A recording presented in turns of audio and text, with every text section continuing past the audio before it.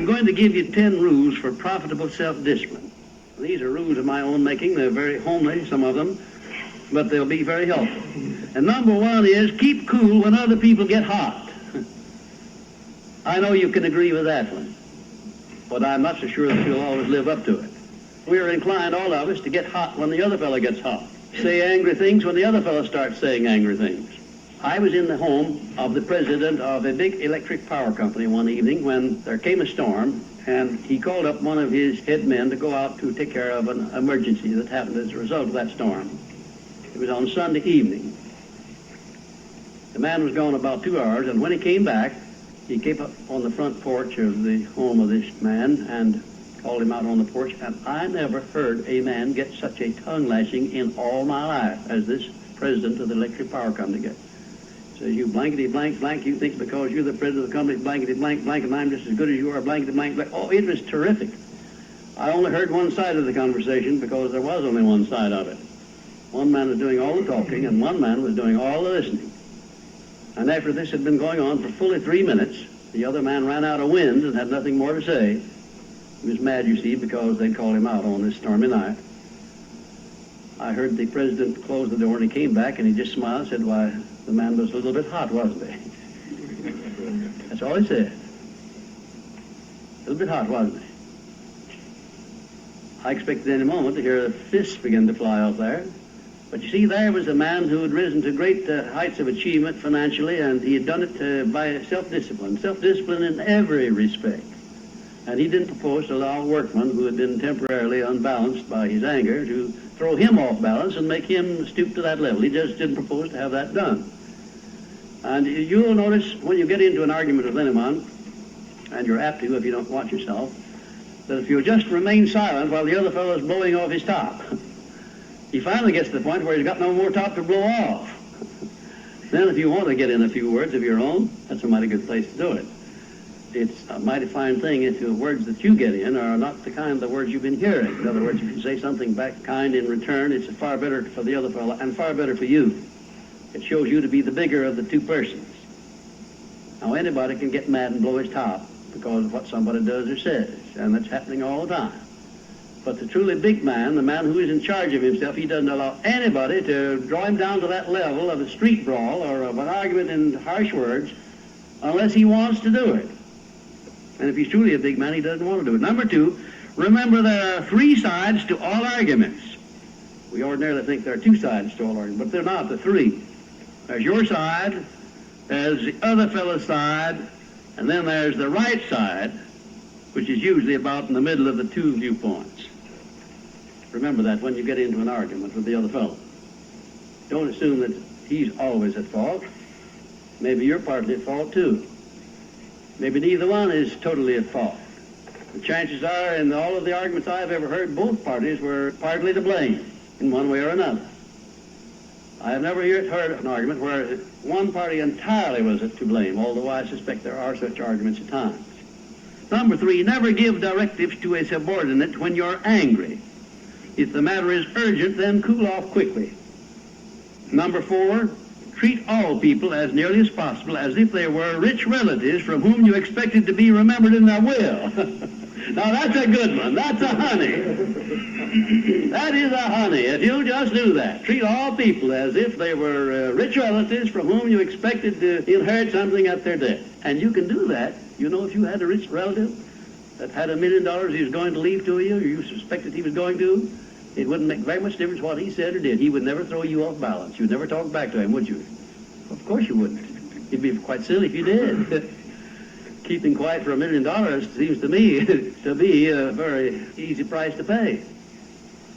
Number 5, look for the seed of an equivalent benefit in every unpleasant circumstance with which you meet, no matter what the unpleasant circumstance is. Make it a point to discipline yourself so that you look for that seed of an equivalent benefit, and you start looking in connection with the circumstance. Don't wait a week or two till you've all worked yourself up about it. Start right in where you stand. It'll lessen the blow. It'll lessen the hurt of the wound, whatever it happens to be, if you start looking for that seed of an equivalent benefit. And number 6, learn the almost forgotten art of asking questions and then listening to the answers instead of getting the other fellow told off. It gives you an awful lot of satisfaction when you're angry. It gets the other fellow told, doesn't it? And the temptation is very great to do that. I know, because I've been there many times. Don't do it. Be bigger than that. Listen to what the other fellow has to say, and then when somebody makes a statement that you're not sure about, learn to ask this one question. It's one of the most important questions in life. It'll serve more purposes than any other short question that I can think of. When somebody makes a statement that you're not sure about, or that you doubt, or that you question, ask a 4-word question. How do you know? And then wait for an answer and see him squirm. Oftentimes there is no answer. People make wild statements that they can't back up. And instead of getting into an argument and making an incident out of the matter and getting yourself worked up into an argument, let the other fellow stew in his own fat by putting him over the barrel. But that question, how do you know? I had a clergyman in my class once who was very, I just don't know exactly how to describe him. He was a fanatic, you might say, on the subject of religion. And he was sure that he knew exactly what was going to happen to me after death. He said so in no uncertain terms, not in the class, but in a private conversation. He raved and ranted for quite a little while about it. And when he got through, I said, how do you know, Parson? And that really put him over the barrel. He says, that's the way I feel about it. That's my faith. I said, well, now, having belief and faith is one thing, but having evidence is something else again. How do you know what's going to happen to me after I die? I don't know, and I doubt that you do. How do you know? Well, he never did give me a satisfactory answer. There are a lot of questions that come up in life in connection with which, if you'll ask that one thing, how do you know, you'll find that the other fellow will be off balance, and you don't need to make an incident out of what he says. You don't need to get mad at what he says. 7, never say or do anything which may influence another person without first asking yourself this question: will it benefit him or hurt him? And if it will hurt him, don't do it. Don't say anything or do anything that would hurt another person under any circumstances, no matter how much he may deserve it. Exercise self-discipline. Don't do that, because if you hurt another man, you're going to hurt yourself 10 times as much, at least. Because that hurt will come back on you. I don't care who you are nor what circumstances you're working under or living under. If you hurt another person, you will be hurt 10 times as much. And if the hurt doesn't come immediately, the rate of interest on that is compound interest on compound interest, and it'll be 100 times as great if you wait long enough. Because everything that you do to or for another person, you do to or for yourself. There is no escape from that. That's just as much a law as the law of gravitation, which everyone understands. You know that if you stepped over the top of this building, no matter what your mind was or what your belief happened to be, if you stepped over the top of this building and violated the law of gravitation, that you'd hit the ground and you'd die in a very few seconds. And this law, which brings you back that which you send out, is just as inevitable, just as inexorable as the law of gravitation or any other of nature's laws. Number 8, learn the difference between friendly analysis and unfriendly criticism. Then decide which you wish to live by in your relations with others. Now, friendly analysis is one thing and is welcomed by most sensible people. I don't object to friendly analysis of anything that I do, even though it's very unfavorable. If it's friendly analysis, I like it, because I can improve by it. But if it's unfriendly criticism, very obviously unfriendly criticism, and not analysis, well, then I resent it.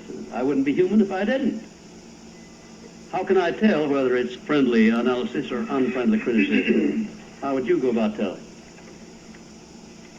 A lot of ways you can tell. You can tell by your relationship to the person who's making it, whether it's friendly or unfriendly to begin with. If it's an enemy, obviously I discount it right off the bat, because you almost know it's going to be unfriendly criticism. I can tell also by the tone of voice in which he does it, by the manner in which he does it. Because a man who engages in unfriendly criticism generally uses a few epithets along with it that clearly indicates that he's biased. If you have self-discipline, you're not going to be influenced by that kind of a person. And number 9, remember that a good leader in any calling is one who can take orders as cheerfully as he gives them. And number 10, last but not least, remember that tolerance in human relations is just as important as tolerance in the operation of mechanics.